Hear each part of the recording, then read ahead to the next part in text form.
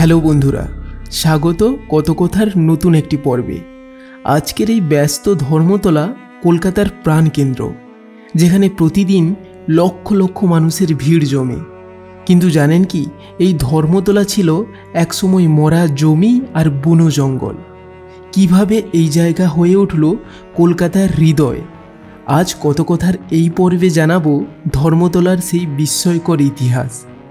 ধর্মতলা নামটা শুনলে মনে হয় ধর্মের সঙ্গে এর কিছু সম্পর্ক রয়েছে, কিন্তু নামকরণের পেছনে রয়েছে এক অন্য রহস্য।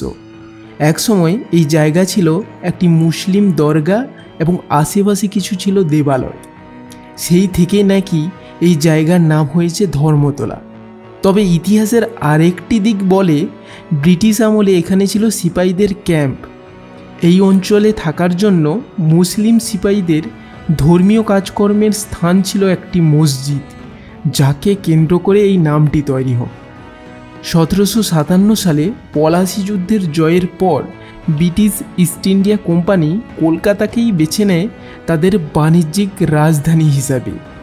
ধর্মতলার এই জায়গাটি ছিল মূলত জঙ্গলাকীর্ণ একটি এলাকা। 1781 সালে ওয়ারেন হোস্টিংয়ের শাসনকালে এই অঞ্চলে শুরু হয় পরিকল্পিত উন্নয়ন। ধর্মতলা এলাকাটি ব্রিটিশদের জন্য ছিল একটি বিশেষ গুরুত্বপূর্ণ। এখানে গড়ে তোলা হয় বড় বড় ভবন, রাস্তা এবং ব্যবসার কেন্দ্র। এসপ্ল্যানেড নামে পরিচিত এই এলাকা হয়ে ওঠে কলকাতার সবচেয়ে অভিজাত এলাকা। 1814 সালে তৈরি হয় বাবুঘাট, যেটি গঙ্গার তীরে এক উল্লেখযোগ্য জায়গা। এখানেই দেখা যেত ব্রিটিশ সাহেবদের ঘোড়ায় চড়া আর এলিট ক্লাবের জমজমাট আয়োজন। ধর্মতলার আর একটি গুরুত্বপূর্ণ স্থান হলো সেন্ট পলস ক্যাথিড্রাল এবং নিউ মার্কেট। 1867 সালে তৈরি হওয়া নিউ মার্কেট ছিল ব্রিটিশদের কেনাকাটার প্রধান জায়গা। তবে মজার ব্যাপার, এই মার্কেটের আসল নাম ছিল সির স্টুয়ার্ট হক মার্কেট, কিন্তু সাধারণ মানুষের মুখে মুখে সেটি হয়ে যায় নিউ মার্কেট। এখানে ভিড় জমাতো কলকাতার অভিজাতরা। জানেন কি, ধর্মতলায় 1873 সালে কলকাতার প্রথম ট্রাম লাইন চালু হয়।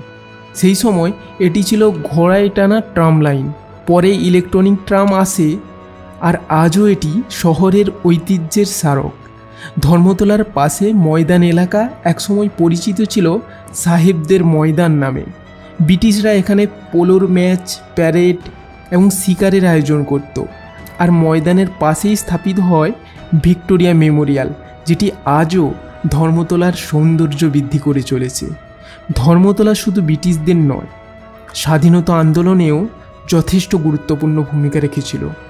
গান্ধীজি থেকে নেতাজি সকলেই এই ধর্মতলার মাটিকে তাদের সংগ্রামের সাক্ষী বানিয়েছেন। আজও ধর্মতলা মিছিল ও আন্দোলনের কেন্দ্রস্থল হিসেবে পরিচিত। আজকের এই ধর্মতলা শুধু ইতিহাসের সাক্ষী নয়, এটি কলকাতার হৃদয়। আধুনিক কলকাতার কোলাহল, সংস্কৃতি এবং বৈচিত্র্যের এক অবিচ্ছেদ্য অংশ। আমাদের এবারের পর্বে জানলেন ধর্মতলার সেই অজানা গল্প। আপনার যদি এমন আরও আকর্ষণীয় ঐতিহাসিক গল্প শুনতে চান, আমাদের পেজ কত কথা ফলো করুন এবং শেয়ার করতে ভুলবেন না। অবশ্যই আমাদের ইউটিউব চ্যানেল সাবস্ক্রাইব করে পাশে থাকা বেল আইকনটি বাজিয়ে দিন। দেখা হবে পরবর্তী পর্বে। ধন্যবাদ।